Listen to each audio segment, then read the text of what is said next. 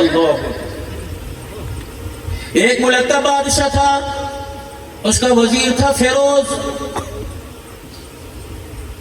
بادشاہ اپنے محل کی چھت کے اوپر چڑھا.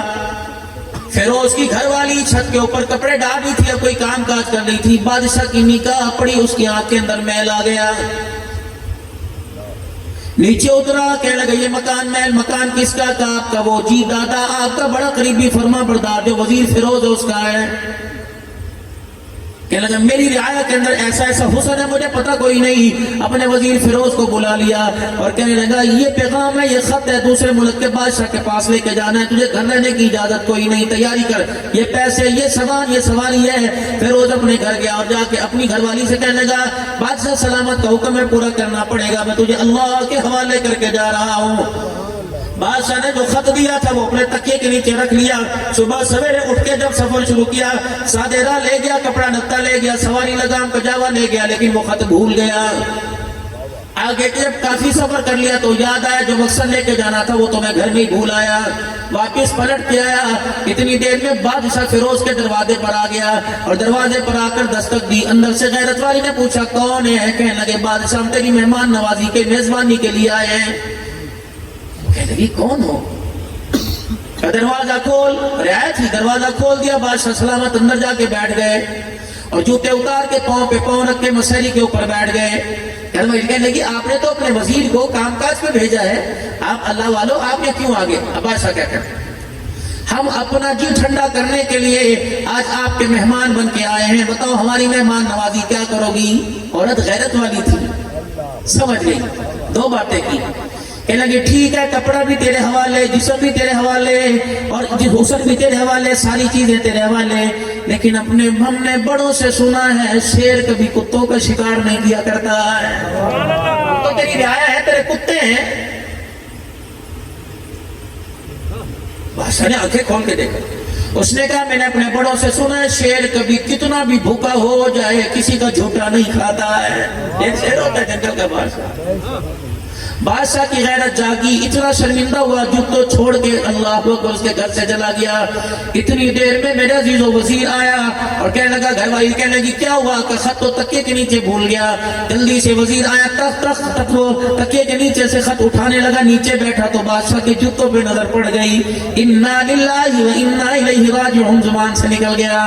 بیوی کو چھیتا کوئی نہیں, طلاق کوئی نہیں, ڈنڈا نہیں مارے, کاروکاری نہیں کیا, عزت کے نام پر بیوی کی چھری نہیں ماری, ذبح نہیں کیا, گولی نہیں ماری.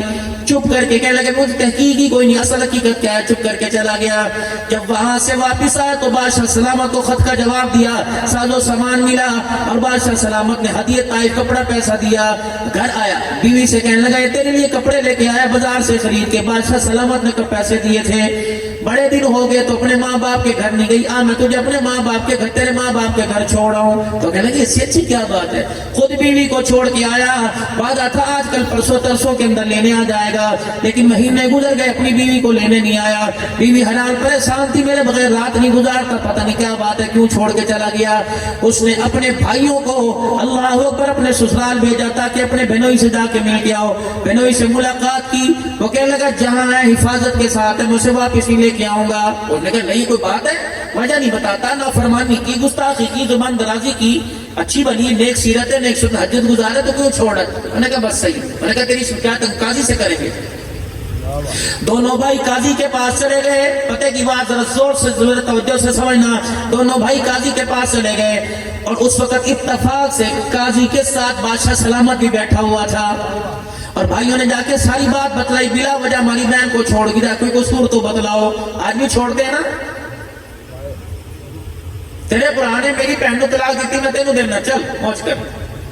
کتنے گھر اس میرے عزیز ہو, کتنے گھر میرے عزیز ہو ایسے رشتوں پہ وٹے سٹے پہ اجڑ گئے. ایک بات نہیں مانتی, دوسری ہر وقت غلام بن کے, ملازم بن کے تیری چرپائی پہ کھڑی رہتی ہے. جسے بات نہ ماننے کی سزا ملی, بتا اسے تو نے فرما برداری کی طلاق کی صورت میں کیوں سزا دی. میرے ویرا جتیوں سے چھیت لینا, مار لینا برداشت کرے گی. ماں باپ کہتے دیے کوئی نہیں, اوکھے ویلے گزر جاندے نے, اپنی ماں نو ویک, اپنی دادی نو ویک, تیرا دادا میں بھی کردا, تیرا پیوں میں بھی کردا, کوئی گل نہیں دن چنگے آون گے. ساری چیزیں ماں باپ برداشت کر لیتے ہیں. بیٹی جب طلاق کے لفظ گھر لے کے آتی ہے تو بڑے بڑے پہلوانوں کو اٹیک ہو جاتا ہے. اے کام نہ کریا کرو چنا. وہ کرے کیا؟ صبح گئے, ناشتہ پانی کپڑے لتے, تو نے ملازموں کی روٹی پکوائی, اس نے منع نہیں کیا, کمرے صاف, پوچھے مارے, سارے گھر کے کپڑے دھوئے, ادھر امی نے آواز ماری, ادھر ابے نے آواز ماری, ادھر بیٹے نے پیشاب ٹٹی کر سارے کام کرنے لگے, اور پھر گھر کے اندر آئے تو اسے مسکرا کے بھی اس سے بات نہ کرے. بتا وہ اللہ کے دربار میں قیامت کے دن کھڑی ہو کے اتنی شکایت نہیں کرے. مفتی صاحب بیٹھے ہیں, انسان کی زندگی کا قیامت کے دن اس کے اعمال کا فیصلہ عورت کی زبان پہ کیا جائے گا.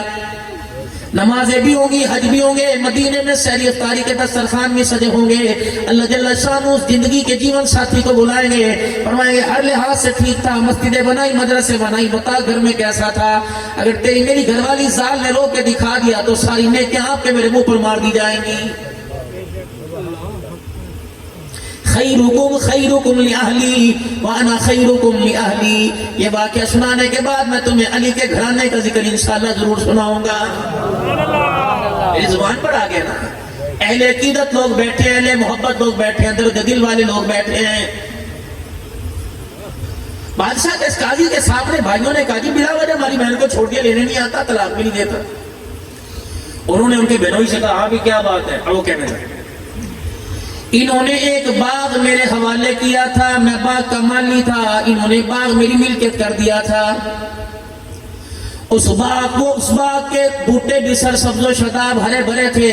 اس باغ کے کنویں کا پانی بھی بڑا میٹھا تھا, جب چاہتا میں پانی بھی پی لیتا, جب چاہتا میں پھل بھی کھا لیتا.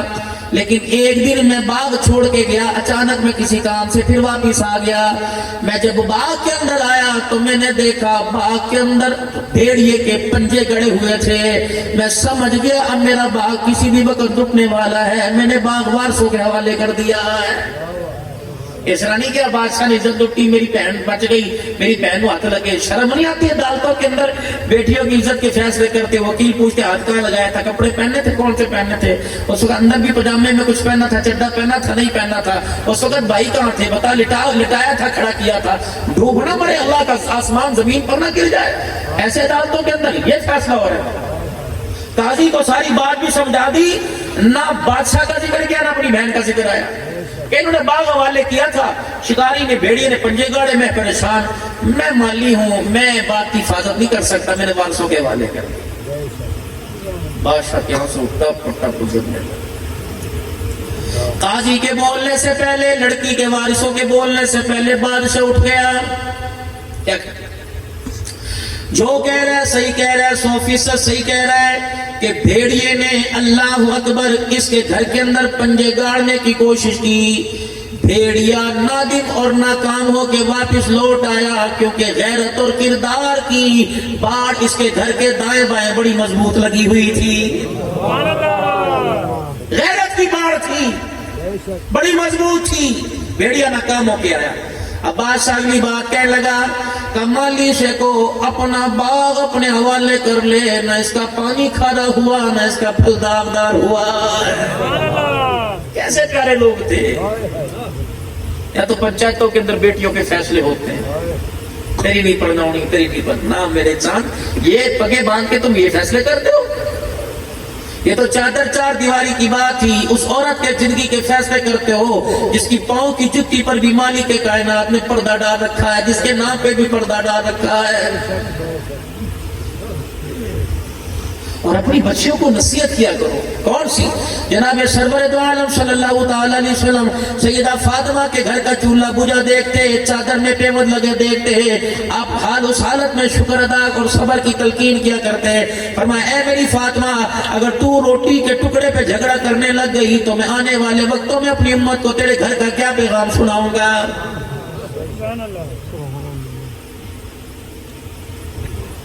یہی سیدہ فاطمہ الزہرا رضی اللہ تعالی عنہ ویڑے میں اپنے ابا سے چپک کے رونے لگ گئی. کہنے لگی ابا جان کب تک طائف کی گلیوں کی طرح آپ کے خون, آنکھوں کا خون جسم سے باہر نکلتا رہے گا, کب تک آپ کا حال یہ رہے گا. رحمت والے نبی نے بیٹی کو سینے سے لگا لیا. فرمایا میرے رب نے میرے سے وعدہ کر لیا, تھوڑے دن کی تکلیف ہے, آنے والے دن رات کے ہے, اور اللہ نے وعدہ کر لیا اس وقت تک قیامت نہیں آئے گی جب تک تیرے باپ کا پیغام پوری دنیا کے اندر پھیل نہیں جائے گا. یہ تسلیاں دے رہے تھے. یا گھر کے اندر فاقہ پڑ